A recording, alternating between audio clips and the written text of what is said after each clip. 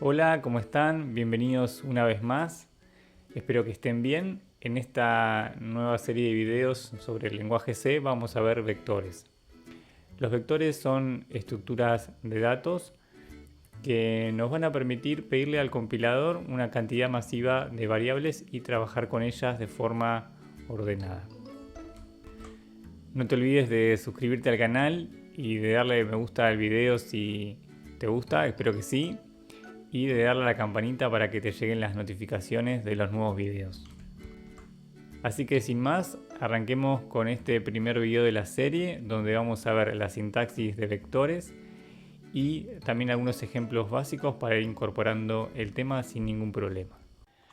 Vamos a empezar este video planteando la necesidad del uso de vectores. Hasta ahora, por ejemplo, veníamos trabajando con el tipo de problemas. Se ingresan valores y se desea buscar el valor mínimo o el máximo y se finaliza esa búsqueda cuando se ingresa, por ejemplo, un valor de referencia, un terminador 0. Eso no requería que nosotros almacenáramos cada uno de los datos en la memoria. Ahora tomemos en cuenta este ejemplo de disparador. Se nos pide que diseñemos un programa en el cual se ingresan 100 muestras de temperaturas y se imprime luego el valor máximo, el mínimo, el promedio y las temperaturas ordenadas de menor a mayor. Justamente en este último punto, donde nos pide que que imprimamos las temperaturas de menor a mayor, requiere que podamos almacenar esas 100 temperaturas en la memoria. Y con las herramientas que teníamos hasta ahora, sería necesario definir 100 variables para hacer eso. 100 variables, por ejemplo, flotantes. Eso es totalmente impráctico. Deberíamos buscar 100 nombres para esas variables y luego no tendríamos una forma sistemática para referirnos a ella. Así que los vectores vienen a subsanar esta limitación en las estructuras de datos del lenguaje. Sigamos con la definición del vector. Un vector en C es un arreglo unidimensional de variables del mismo tipo donde cada una de las variables están identificadas con un subíndice numérico. Vamos a ir desgranando esta definición que a priori parece un poco compleja. Un arreglo es un conjunto de elementos con un orden determinado. Unidimensional es unidimensional porque se puede referenciar en una dimensión. A diferencia, por ejemplo, de un punto en el plano, que uno necesita dos coordenadas para poder ubicarlo unívocamente, en este caso necesitamos una única coordenada, un número para identificar cada uno de los elementos del vector. El vector, este arreglo, va a estar formado por variables del mismo tipo, es decir, el C nos proporciona la posibilidad de realizar arreglos con variables surtidas de diferente tipo. Tienen que ser todas del mismo tipo. Y por último, que cada una sean identificadas con un subíndice numérico, significa que el nombre de las variables va a estar referenciado con un número. Y cada uno de esos números va a identificar a una de las variables del vector. Vamos a ver cómo es la sintaxis de declaración de un vector en C. Si ustedes recuerdan, cuando definían una variable, ponían el tipo de datos y luego ponían el nombre y a continuación podían inicializarla con el operador de asignación el igual. Un vector es similar, pero la definición cambia ligeramente. Primero se pone el tipo de datos. Este es el tipo de datos que va a identificar a todas las variables que conforman el vector. Luego va el nombre del vector, el nombre de la estructura de datos, y entre corchetes va la cantidad de variables que voy a solicitar. En este caso 5. Y esto es opcional, como saben en C es opcional inicializar las variables. Uno puede poner una lista entre llaves separadas por comas donde va a indicar los valores iniciales de cada una de esas 5 variables. ¿Qué me da esto como resultado? Bueno, me va a dar en la memoria un conjunto, un arreglo, una lista de 5 variables enteras que se llaman mi vector 0, mi vector 1, mi vector 2, mi vector 3 y mi vector 4. Cada una de estos identificadores van a ser los nombres de estas 5 variables que conforman el vector.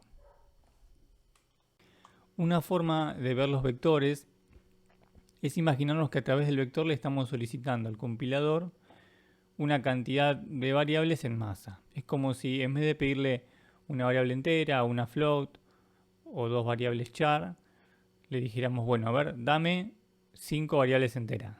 Y en un solo acto el compilador nos va a reservar un bloque de esas 5 variables que van a estar contiguas en la memoria. Y además la ventaja que tiene es que esas 5 variables van a tener un nombre común, una raíz, y después un numerito, un índice a través del cual voy a poder referenciar a cada una de ellas y que me va a ser muy útil a la hora de iterar. Así que a continuación lo que vamos a hacer es algunos ejemplos introductorios para ir poniéndonos en tema. Para probar esto de la sintaxis de los vectores, me creé un vector igual que está en la presentación. Está compuesto por 5 variables enteras, se llama mi vector y arranca con los valores 0, 5, 10, 25 y 30. Esto es equivalente a haber hecho mi vector de 0 es 0, mi vector de 1 es 5 y así sucesivamente. Fíjense que yo podría haber hecho esto individualmente sin ningún problema. Es decir, así como antes yo declaraba una variable int a, int b, int c y la sigo utilizando, ahora me declaré de un solo golpe 5 variables que se llaman de esta manera. Fíjense que estos nombres son los nombres de las 5 variables. Por ejemplo, si yo hago un printf, mi vector de 2 es igual a %d y después pongo mi vector de 2, voy a poder ver, o debería poder ver, que vale 10. Bueno, voy a compilar y lo vamos a probar. Ahí dice, mi vector de 2 es igual a 10. Así que funciona perfectamente. Una de las ventajas de tener estas variables en el vector es que las puedo recorrer fácilmente con una estructura iterativa. Por ejemplo, puedo declarar una variable i y hacer lo siguiente. Un for que va a arrancar en 0 y voy a hacer que se tenga antes de 5 en 4 y adentro del for lo que voy a hacer es imprimir las variables que forman el vector. Entonces voy a hacer mi vector de, voy a reemplazar esto con %d y el resultado obviamente con %d. El primer %d lo voy a referenciar a la i, que va a ir variando 0, 1, 2, 3, 4. Y mi vector de 2, que antes lo utilicé de esta manera, lo voy a reemplazar con la i. De esta manera el for se va a ejecutar 5 veces y en cada una de las iteraciones voy a poder imprimir una de las variables del vector. Esto yo no lo podía hacer antes porque las variables no estaban individualizadas con un número, sino que tenían nombres concretos.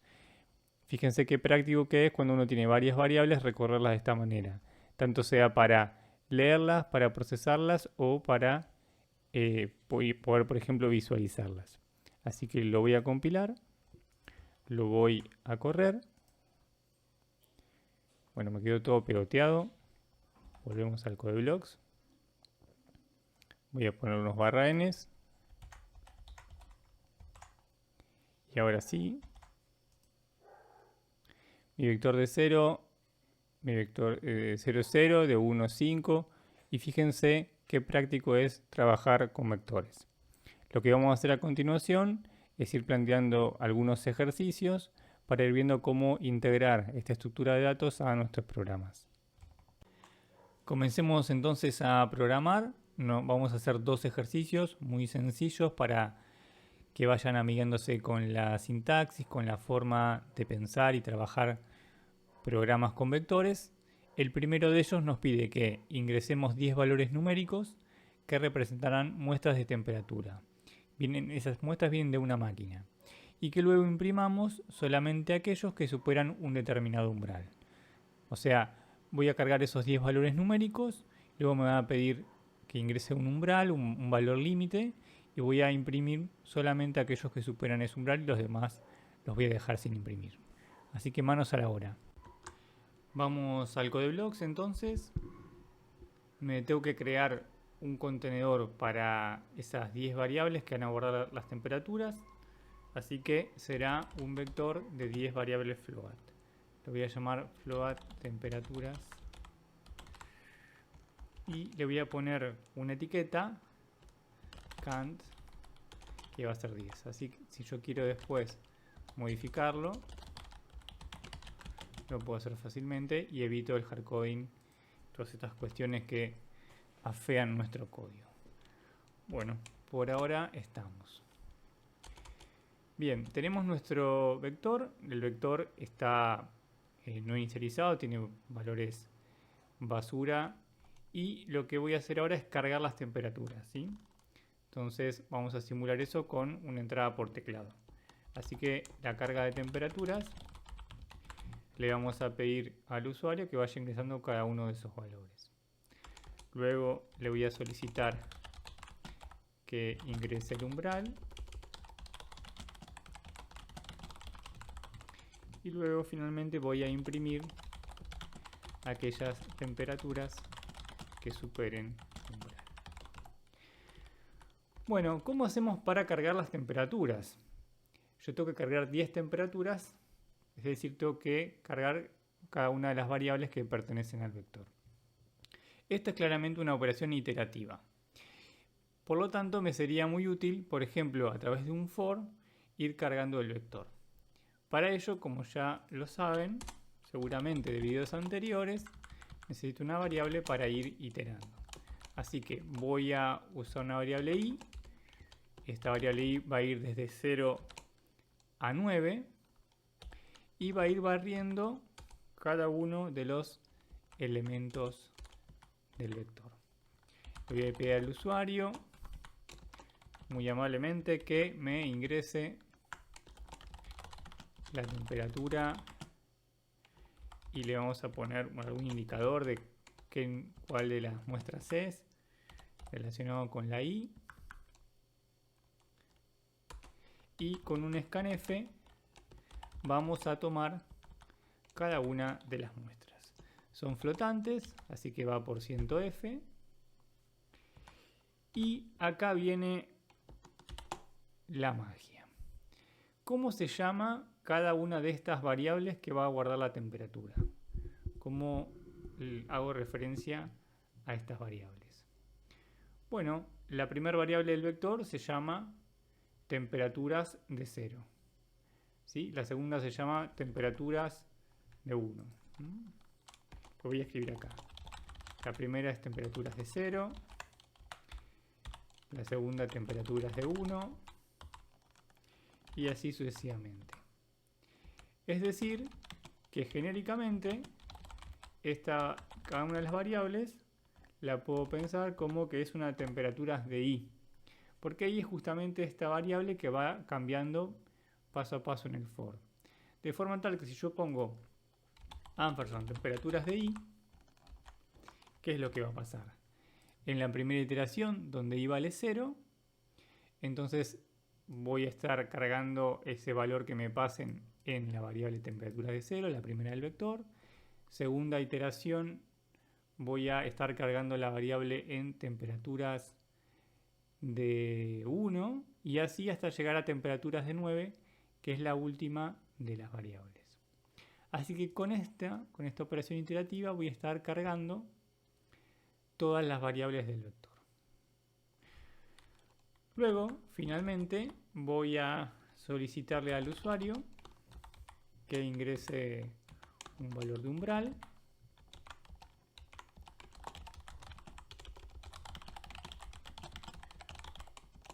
No tengo ninguna variable para hacer esto, así que me la voy a declarar ahora. La voy a llamar umbral. Y voy a almacenarla, ¿sí? Ahí vamos. Umbral. Perfecto. Por último, tengo que imprimir todas aquellas temperaturas que superen el umbral. Es decir, para cada temperatura tendré que preguntar: ¿la temperatura 0 supera el umbral? Sí, entonces la imprimo. Si no, no la imprimo. Sabemos que esa operación se hace con un if. Con el if pregunto si se imprime o si no. Pero además esa operación se hace 10 veces, con lo cual tengo que incluir una estructura iterativa en todo esto.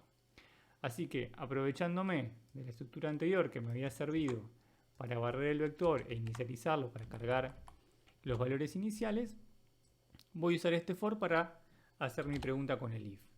Si temperaturas de i es mayor que el umbral, entonces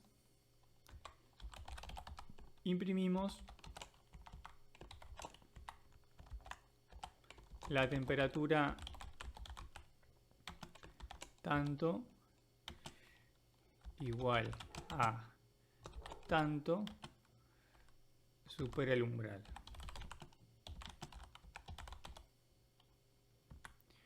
Y el primer valor es la i y el segundo es temperaturas de i. Porque acuérdense que temperaturas de i, a medida que la i vaya variando, va a asumir los nombres de cada una de las variables que conforman el vector. Y con esto el programa en principio estaría terminado. Fíjense que al poder solicitarle al compilador una cantidad de variables que están identificadas con un nombre y un número, me resulta muy fácil iterar por esas variables usando, por ejemplo, un for, podría ser un while o un do while. Que esto no sería posible si las temperaturas se llamaran A, B, C, D. No habría forma de automatizar esta operación iterativa. Y dicho esto, lo que vamos a hacer es compilar y correr. Vamos a compilar. Nos dice que no hay errores, no hay ningún problema. Y ahora vamos a correr y probar el programa. Corremos. Nos dice ingrese la temperatura a 0. Vamos a poner 12, 14, 16, 8, 3, menos 7, 56, 14, 95, 99. Ingrese un valor de umbral. Bueno, un valor de umbral podría ser, por ejemplo, 50. En ese caso, me dice la temperatura 6 igual a 56 supera el umbral, 95, 99 supera el umbral. Y vemos que el programa opera perfectamente. Vamos a hacer ahora otro ejercicio, así seguimos avanzando con esto, poniéndonos en tema, amigándonos con los vectores. Nos pide que ingresemos 30 valores numéricos que representan las notas de un curso de Informática 1. Nos pide que finalmente imprimamos aquellos valores que superan la media del curso, separados de aquellos que están por debajo. Es decir, ingreso las 30 notas, aquellas que superan la media, o sea, luego de ingresar voy a tener que calcular el promedio, la media aritmética, y luego finalmente imprimir los que están por encima y los que están por debajo de ella.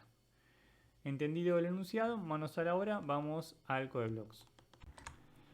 Bueno, yo ya tengo un esqueletito armado, me declaré el vector con las notas, son 30 notas, y me doy cuenta que el programa tiene como 3 fases.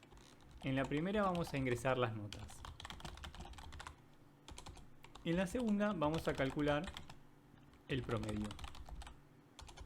Y en la tercera vamos a imprimir aquellas notas que superen el promedio, separadas de aquellas notas que están por debajo.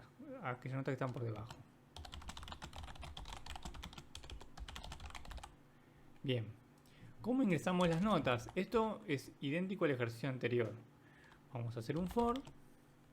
Necesito una variable para iterar. Históricamente esa variable se llama i. I menor que cant. Y más. Bueno, le voy a pedir al usuario que ingrese la nota número tanto. así no se pierde, sabe cuántas notas estuve ingresando y la almacenamos en la variable correspondiente. El vector es flotante, o sea que las variables que lo componen son flotantes, va por %f y cada variable dentro del for se llama notas de i. Recuerden que notas de 0 es la primera nota, notas de 1 es la segunda. La i va a ir cumpliendo ese valor de ir actualizando los nombres de las variables para que se vayan cargando todas las notas. Ahora nos piden que calculemos el promedio. El promedio se calcula haciendo la suma de todas esas notas y dividiendo por la cantidad de notas. ¿Cómo puedo hacer esto? Bueno, hay varias formas.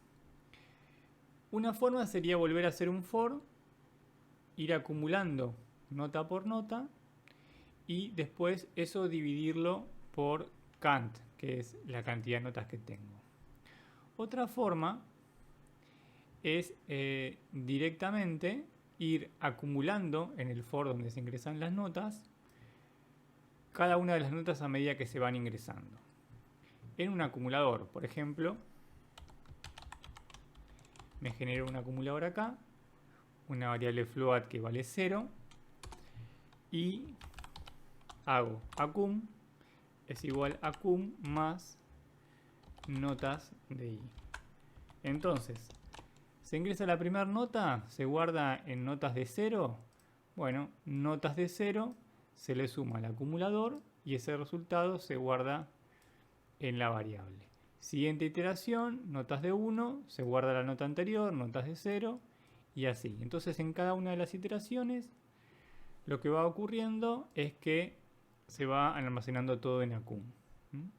También recuerden que en C se puede usar esta notación simplificada que es totalmente equivalente a la que estaba escrito recién. De esta manera no tengo que hacer otro for, simplemente bastará con una vez que acumule todas las notas dividirlas por cant. Bueno, podemos generarnos otra variable solamente para que el programa sea más legible. Promedio. Esta variable promedio la voy a asignar con accum dividido cant. Y de esta manera en promedio me va a quedar almacenada la media aritmética de todas las notas. Y finalmente me pide imprimir aquellas notas que superen el promedio de las que están por debajo. Bueno, una forma que se me ocurre es avisarle al usuario que voy a imprimir las notas que superan el promedio y luego voy haciendo un for. En ese for voy a aprovechar de esta estructura que antes me funcionó muy bien. En este for voy a ir preguntando si una determinada nota supera el promedio. Vamos a poner que supera o iguala porque tenemos que asociar el igual a alguno de las impresiones o puede haber notas que nos impriman. Vamos a asumir eso y vamos a decir si la nota es mayor o igual que el promedio, entonces la imprimimos. La nota tanto igual a tanto. Acá podemos poner la i y acá podemos poner notas de i. Porque acuérdense que en cada iteración esto representa la nota que se está evaluando en esa iteración. Entonces fíjense, este for se va a ejecutar una vez. Conviene que acá pongo unos /n o se me va a pegar todo.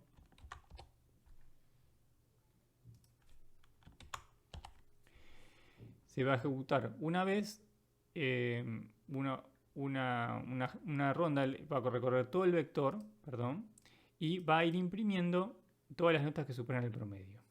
Y ahora nos faltaría imprimir todas aquellas que están por debajo del promedio.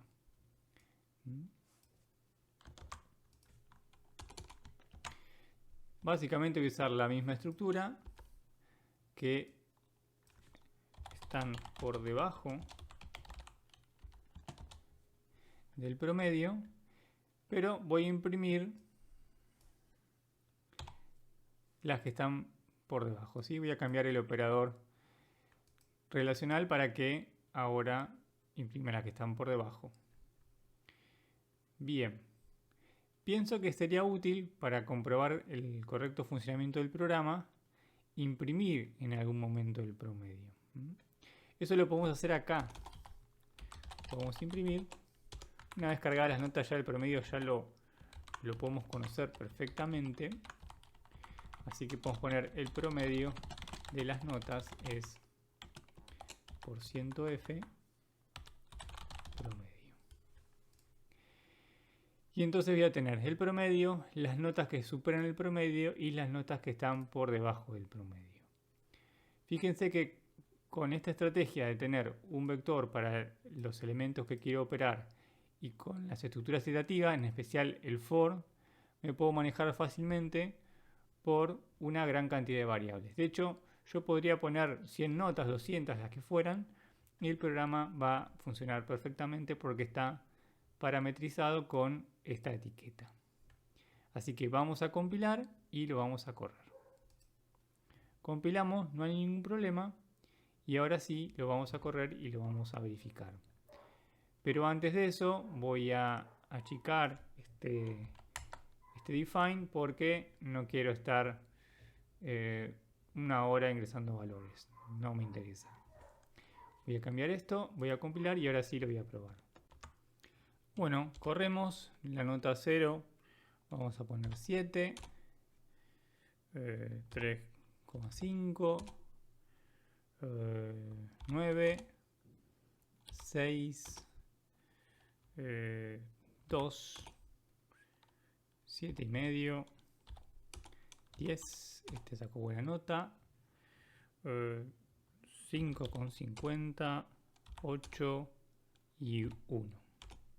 Entonces me dice, el promedio de las notas es, voy a tener un poquito la letra, el promedio de las notas es 5,95. Se imprimen las notas que superan el promedio. 7, 9, 6, 7,5, 10 y 8. Perfecto. Y las notas que están por debajo del promedio, 3,5, 2, 5,5 y 1. Recuerden que pueden ponerle modificador con el punto 2 al float para que no le imprima con todos los decimales, sino quede así un poco desprolijo. Pero vemos que la lógica del programa funciona bien, ustedes lo pueden verificar. Recuerden que en el repositorio tienen todos los códigos de los ejemplos para que los puedan compilar ustedes, probar, modificar y trabajar sobre ellos.